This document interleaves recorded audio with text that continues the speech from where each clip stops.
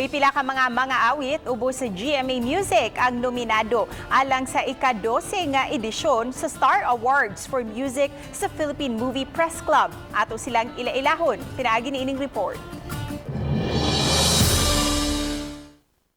Sa ubay-ubay nga mga kategorya nga gimugna sa maong award-giving body, isip pag-ila sa talento sa mga awit. Ang mga GMA singers na lakip sa musunod.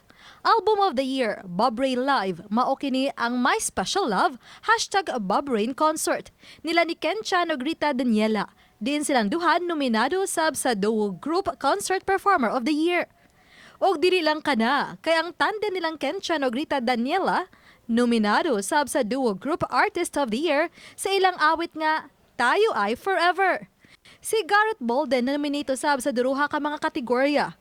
Ang Male Recording Artist of the Year o Male Pop Artist of the Year. Sa awit nga, Handa Na Maghintay. Nasayran nga si Gareth Bolden midaog sa miaging tuig, isip New Male Recording Artist of the Year sa 11th Star Awards for Music. Samtang, nominado isip Female Acoustic Artist of the Year si Princess Velasco sa awit nga Kaunti Na Lang.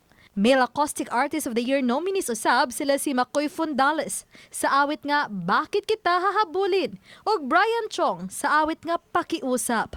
Nga maosay nituboy niya isip New Male Recording Artist of the Year nominee.